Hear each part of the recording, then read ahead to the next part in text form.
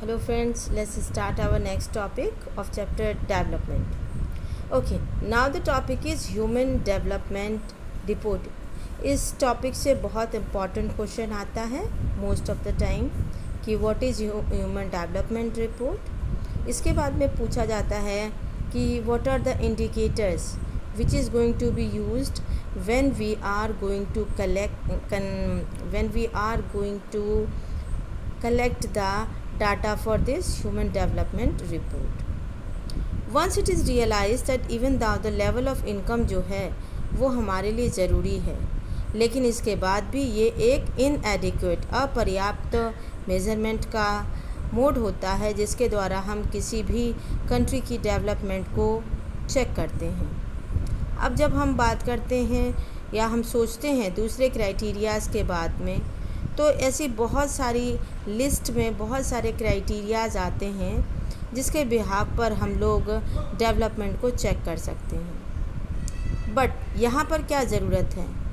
यहाँ पर ज़रूरत है small number of most important things की, कि सबसे जो इम्पॉर्टेंट इंडिकेटर्स हैं उसको ही हम कंक्लूड करें. और इस दिशा में आप कुछ इंडिकेटर्स जो हैं उसको ले सकते हैं, like health and education indicators, जैसा कि हमने केरला और पंजाब को कंपेयर करने के दौरान देखा था. ओवर द पास्ट डेकेड और सो हेल्थ और एजुकेशन इंडिकेटर्स जो हैं ये आज सबसे ज़्यादा इस्तेमाल किए जाने वाले मेज़रमेंट के डेवलपमेंट के मेज़रमेंट हैं.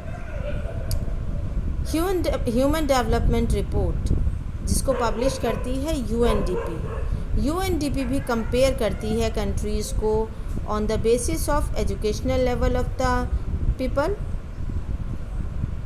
Their health status and per capita income. बस आप ये तीन इंडिकेटर्स को याद रखेंगे कि human development report is always presented by UNDP. After that these three indicators are always playing an important role while collecting the relevant data for the development. Okay, one table is also given there. Table 1.6 is given there.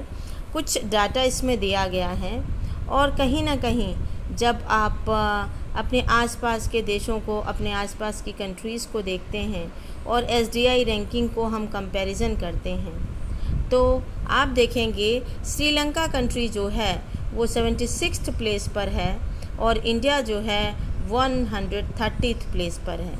यानी कि कहीं ना कहीं ये जो पूरा table calculate किया गया है इसमें हम लोगों ने 187 कंट्रीज़ को इंक्लूड किया है और इस 187 कंट्रीज़ में हमारी पोजीशन बहुत पीछे है एट 130th प्लेस. जितनी भी कंट्री को कैलकुलेट किया गया है वो सब हमारी नेबरिंग कंट्रीज़ हैं.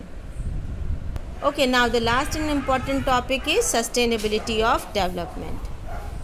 Which ever may be define development. Suppose भाई आप जब डेवलपमेंट की बात करते हैं तो आप ये सपोज़ करके देखें कि ठीक है इस टाइम पर हम लोग जो हैं अलग अलग रिसोर्सेज को इस्तेमाल करते हुए very rigorously getting the developmental goals.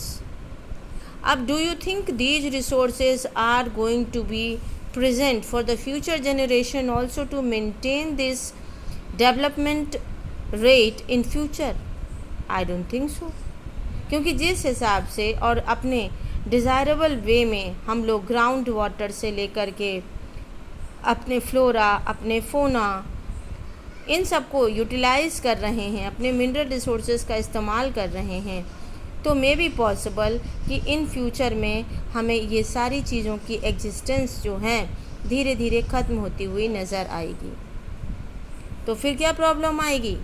फिर प्रॉब्लम ये आएगी कि जो डेवलपमेंट आज हम कर पा रहे हैं वो स्टैग्नेटेड हो जाएगी, रुक जाएगी. आपके बुक में एक एग्ज़ाम्पल भी दिया है, ground water in India. Very commonly आप इस एग्ज़ाम्पल को अपने आसपास के एरियाज़ में भी देख सकते हो. मोस्टली आप देखना जब समर सीज़न आती है तो आपके बहुत सारे नेबर्स जो होते हैं वो आपको कहते हुए नज़र आएंगे कि अरे उनकी तो बोरिंग फ़ेल हो गई, अरे पानी बोरिंग का जो पाइप है उसको और बढ़वाना पड़ेगा, वाटर लेवल नीचा हो गया. Why all this things are happening? Because when we are using submersible pumps and other resources, हम क्या करते हैं, बहुत बड़ी मात्रा में अपने पानी को, अपने ग्राउंड वाटर को वेस्ट करते हैं. सो